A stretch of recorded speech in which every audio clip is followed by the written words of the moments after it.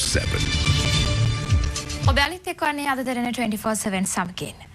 නිල්වල ගංග ව්‍යාපෘතිය සම්බන්ධයෙන් පසුගියදා පළව මාධ්‍ය වාර්තා ගැන අද පැවති ඒකාබද්ධ විපක්ෂ මාධ්‍යමේදී සාකච්ඡා කෙරුණා. එහිදී පාර්ලිමේන්තු මන්ත්‍රී ඩල සලහපෙරුම් මහතා සඳහන් කළේ මේ සම්බන්ධයෙන් විධිමත් පරීක්ෂණයක් පැවැත්විය යුතු බවයි. තවත් එක දේශපරාධකයෙක් මේක කිව්වනම් අපි මේක ගැන කතා කරන්නේ නැහැ. ඒක මඩ කලියක් කියලා පැත්තකින් තියන්න තිබ්බා. හැබැයි අතිකරු ජනාධිපතිතුමා කිව්වම විශේෂයෙන් මාතර මිනිස්සු විදියට අපිට වගකීමක් තියෙනවා මේක ගැන හොයන්න. ටෙන්ඩර් කැඳවීමකින් තොරව චීනයේ CMC සමාගමට මේ කොන්ත්‍රාත්තුව ප්‍රදානය කරලා තියෙන්නේ 2009 11 වෙනිදා. මගේ මතකයේ හැටියට ඒ වෙලාවේ හිටපු මහාවිලි සංවර්ධන වාර්ය කෘෂිකර්ම ඇමතුමා වර්තමාන අතිකරු ජනාධිපතිතුමා. ඊට පස්සේ 2014 11 24 මිලියන 1000ක් 2015 1 වෙනිදා මිලියන 2009ක් 2015 1 6 වෙනිදා මිලියන 1003ක් ආදී වශයෙන් මිලියන 4012ක් වාරි මාර්ග අමාත්‍යාංශය විසින් CMC ආයතනයට ලබා දීලා තියෙනවා. මේ කොහෙවත් හොරහස් තනක නෙමෙයි.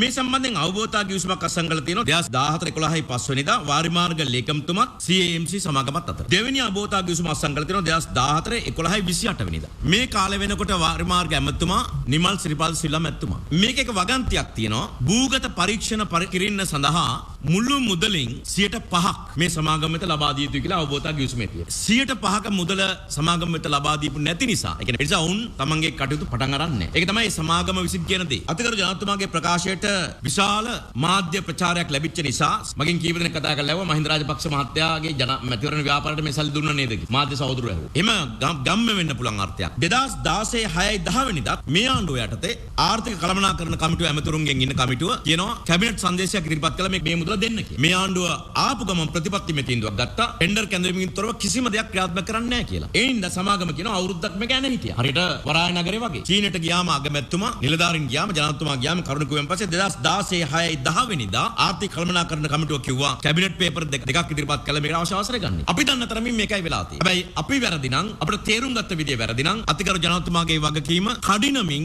වහාම මේ ගැන පරීක්ෂණයක් පවත්වලා රට හෙළිදරව් කරා. නිමල් සිරිපාල සිල්වා ඇමතුමාගෙන් මම ඉල්ලීමක් කරනවා. ඊටාම ගෞරවයෙන් ඔබතුමා වාරි මාර්ග ඇමතුමා වෙලා ඉඳිද්දී මතුවෙච්ච චෝදනාවක් මේක බරපතල චෝදනාවක් ඔබතුමා මේ පිළිබඳව රටට කරුණ පැහැදිලි කරන්න මේකේ සැබෑ තත්ත්වය මොකක්ද කියලා. ජනාධිපතිට පුද්ගලිකව මේ හැම දෙයක්ම හරිද කියලා හොයලා බලන්න බෑ. කාර්යබහුලයි. මීට පෙරින් ඔබට මතකද නෙළුම් පොකුණ ගැන දීපු ලනුව. ඒ සමරපලකේ ගලවලයි කියලා. ඒකෙන් එතුමාගේ ප්‍රකාශය හැලුවට ලක් වෙන්න සිද්ධ වුණා. ඒක අපි කියන්නේ මේක ඇත්තද නැත්තද කියලා හොයලා බලන්න. මේක නෑ කියලා කියනව නෙමෙයි අපි. ඇත්තද නැත්තද කියලා හොයලා රටට කියන්න ඕන.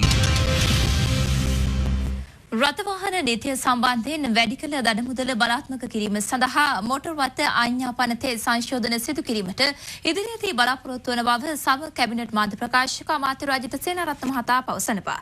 අද පැවති කැබිනට් තීරණ දැනුම් දීමේ මාධ්‍යමේදී අමාත්‍යවරයා මේ අදහස් පළ කළා.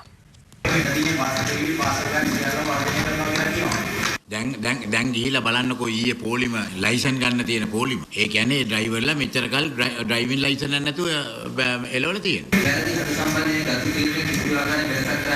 නෑ අවශ්‍ය නැහැ මේක. මම තමයි කිව්වේ 25000ක් ගන්නයි කියලා. 25000ක් මදි. මේවා මේ මිනිස්සු මරණේවනේ. මේ අවුරුද්දට දැනට 25000ක් මිනිස්සු මැරලා තියෙනවා. හදිසියන්නතුරු. අප්පලා මේවා කළා මෙහාට එවනවා. මෙහාට එවුවම නිකන් අපි ඔක්කොම කරනවා. එක්ක බස් කාර්යයකින් ගන්න ඕනේ මේ මුළු ඇක්සිඩන්ට් එකට අපි අපේ රෝහල් ගාස්තු ටික ඔක්කොම එතනින් ගන්න ඕනේ. දෙකේ එකක් නේ මොකක් හරි. ඒක වැරදි කියන නීතිය තියෙනවා. ඉතින් එන මෝටර රථ ආඥාපනත් සංශෝධනය කරනවා. ඇයි ඒක වැරදිද?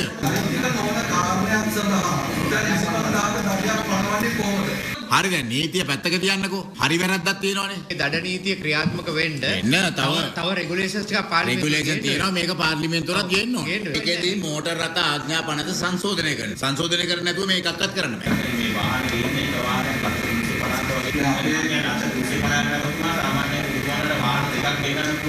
ඕක ඔය දැන් මොනවා වාහනේ ගෙනාවත් ඉතා හොඳ වාහනයක් විය යුතුයි. මොකද දැන් සමහර කඳුකර ප්‍රදේශවලට උනත් යන්න පුළුවන් වාහනේ තියෙනවා. එක්සත් ජාතික පක්ෂයේ ගේන වෙලාවේ මම තමයි අගමැතිතුමාට මම විරුද්ධ. ඇයි ජනතා විමුක්ති පෙරමුණ කිව්වනේ මොකද්ද මරුති ගේන්නේ කියලා. මං කිව්වා මරුති ගෙනාවොත් මම හෙවෙස්ස කන්දනක් ගන්නේ කොහොමද? මං කිව්වා කඳ පාමුණ තියලා එනම් මට හෙවෙස්සට වෙනම යන්න වෙයි. පයින්. මේවා නිකන් බොරු කතානේ. දැන් ඒ වෙලාවේ ගෙනාව අන්තිමට ඉන්දියානු වාහන. අවුරුදු කීයද පාවිච්චි කරේ?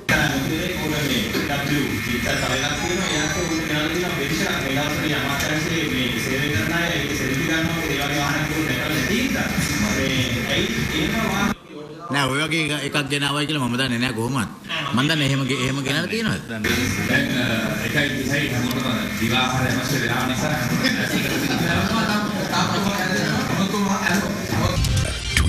24/7.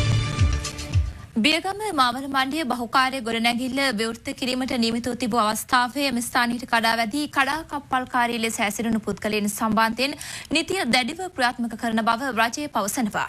රජයේ ප්‍රවෘත්ති දෙපාර්තමේන්තුව අද මාධ්‍ය වෙත නිවේදනයක් නිකුත් කරමින් මේ සම්බන්ධයෙන් කරුණු පැහැදිලි කර තිබුණා. පළාත් සභා හා පළාත් පාලන අමාත්‍යාංශයේ පුරනැගුම ව්‍යාපෘතියෙන් වෙන් කළ මූල්‍ය ප්‍රතිපාදනය යටතේ මාවර මණ්ඩිය බහුකාර්ය ගොඩනැගිල්ල ඉදිකර තිබෙනවා. අමාත්‍ය ෆයිස මුස්තාෆා මහතා බස්නාහිර පළාත් ප්‍රධාන අමාත්‍ය ඉසුරු දේවප්‍රිය මහතා ඇතුළු මැති ඇමතිවරුන් පිරිසකගේ සහභාගීත්වයෙන් පසුගිය සඳුදා එය විවෘත කිරීමට නියමිතව තිබුණද එම ස්ථානයට පැමිණි බියගම ප්‍රාදේශීය සභාවේ හිටපු සභාපතිවරයා ඇතුළු පිරිසක් බලහත්කාරයෙන් අදාළ ගොඩනැගිල්ල විවෘත කරනු ලැබුවා. මේ සම්බන්ධයෙන් විශේෂ නිවේදනයක් නිකුත් කරන රජයේ ප්‍රවෘත්ති දෙපාර්තමේන්තුව පවසන්නේ පොදු දේපළ විෂයෙහි අනර්ථයක් සිදු කිරීම අයුතු ජනරාශිය සහ රජ නිලධාරීන්ගේ රාජකාරියට බාධා කිරීම යන කරුණු සම්බන්ධයෙන් එම පිරිසට එරෙහිව නීතිය ක්‍රියාත්මක කරන බවයි. ඒ අනුව සිද්ධිය සම්බන්ධයෙන් බියගම ප්‍රාදේශීය ලේකම්වරිය සපුගස්කන්ධ පොලිසියට ඊයේ කළ පැමිණිල්ලකට අනුව බියගම ප්‍රාදේශීය සභාවේ හිටපු සභාපතිවරයා ඇතුළු 7 දෙනෙකු ප්‍රකාශ ලබා දීම සඳහා අද පොලිසියට කැඳවා තිබුණා. පෙරිස පොලිසියට පැමිණ සිටියේ ඒකාබද්ධ විපක්ෂ නියෝජිතයින් පිරිසක්ද සමගින්. මට ආරාධනා කළා හිටපු එතන හිටපු ජනතාව මටත් අපේ ප්‍රාය සභාවේ මන්ත්‍රීවරුන්ටත් මමත් අපේ මන්ත්‍රීවරුත් සියලු දෙනාම ඒ ජනතාවත් සමගින් ඒ අවස්ථාවට සහභාගී වුණා. මහජන දේපලක්වත් එහෙම නැත්නම් කාටවත් හිරිහැරයක්වත් අපි කරන්න ගියේ නෑ. මේ ආණ්ඩුව අනුන්ගේ දරුවන්ට නම් තියන්න යනවා. එතකොට මේ වගේ ගැටලු මතුවෙනවා. ඒ යොදාගත්ත දවසේ මේ අමාත්‍යවරු ප්‍රමාද වීම නිසා ජනතාවගේ බලවත් ඉල්ලීමට තමයි මේ සිද්ධිය වෙලා තියෙන්නේ. මේක පොලිසියට ගෙන්නලා කට උත්තර ගන්න තරම් සිද්ධියක් නෙමෙයි. යහපාලනයක් මේකේ නෑ. මේකේ තියෙන්නේ පලි ගැනීම හා ජනතාව පීඩාවට පත් කරන එකක්. මේ අතර අද පැවති මාධ්‍ය හමුවකදී බස්නාහිර පළාත් ප්‍රධාන අමාත්‍ය ඉසුරු දේවප්‍රිය මහතාද මේ සම්බන්ධයෙන් අදහස් පළ කළා. ඒ බහුකාර්ය ගොඩනැගිල්ල විවෘත කරනවා කියලා මම දන්නේ එදා උදේ. මගේ ආරක්ෂක අංශයේ අය තමයි මට කිව්වේ සර් මෙන්න මෙහෙම මේ ආරාධනා පත්‍රයක් තියෙනවා කියලා. මම එතකොට ලේකම්තුමියගෙන් කතා කරලා ඇහුවා මොකද්ද මේ උත්සවය කියලා. මේ මම ඔයාලට කියලා තියෙනවද මේ උත්සවයක් කරන්න කියලා. මම කිව්වා නෑ ඔබතුමා මට කියලා නෑ කියලා. ඒක පැහැදිලිව කියන්න ඕනේ. අපි කවදාකවත් අනුන්ගේ ළමයින්ට උප්පැන්න හදන්නේ නෑ. හැබැයි ඒකාබද්ධ විපක්ෂයේ ඉන්න සහෝදරවරුන්ට කියන්න ඕනේ මේ මහමැතිට 2014 අපේ ආණ්ඩුවෙන් හදපු ඕනම ව්‍යාපෘතියක් විවෘත කරන්න අයිතියක් තියෙනවා. අනික ඒක මහමැතිවරයා හැටියට ගිහිල්ලා මම විවෘත කරනවා නම් ඒකට මඟ පෙන්වනවා නම් ඒකාබද්ධ විපක්ෂයේ ඉන්න අය සතුටු වෙන්න ඕනේ. එක්සත් ජාතික පක්ෂයේ ආණ්ඩුවක් තිබ්බනම් එහෙම ඔය එක්කෙනෙක්ටවත් බලාත්කාරකමක් කරන්න හම්බ වෙන්නේ නැහැ. ඉල්ලීම් කිහිපයක් මුල් කර ගනිමින් අතුරු වෛද්‍ය සේවා ඒකාබද්ධ පෙරමුණ අද පෙරවරු 8 සිට පැය 24ක සංකේත බැටවර්ජනයක් දෙයක් කළා. ඊට සමගාමීව සංවිධානය කළ උද්ඝෝෂණය අද දහවල් පැවැත්වුණේ සෞඛ්‍ය අමාත්‍යාංශය දිරිපිටදී. අතුරු වෛද්‍ය සේවා ඒකාබද්ධ පෙරමුණේ උද්ඝෝෂණය අද දහවල් ආරම්භ වුණේ කොළඹ විහාර මහදේවී උද්‍යානය අසලේ.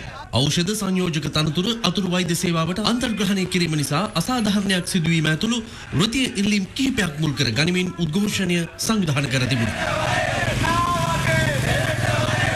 මහජන සෞඛ්‍ය පරීක්ෂක අක්ෂිතාක්ෂණවේදී කන්තු රේඛන ශිල්පී දන්තකාර්මික විද්‍යුත් නිකල්පන රේඛන ශිල්පී පාසල් දන්ත චිකිත්සක සෞඛ්‍ය කීට විද්‍යා නිලධාරී සහ මහජන සෞඛ්‍ය රසායනාගාර ශිල්පී යන අංශයන්හි නිලධාරීන් 1300 දෙනෙකු පමණ මීට සහභාගී වූ බවයි අතුරු වෛද්‍ය සේවා ඒකාබද්ධ පෙරමුණ සඳහන් කළේ. පිරිස ලිප්ටන් වටරවුම ඔස්සේ සෞඛ්‍ය අමාත්‍යාංශයේ ඉදිරිපිටට පැමිණ උද්ඝෝෂණයේ නිරත වුණා.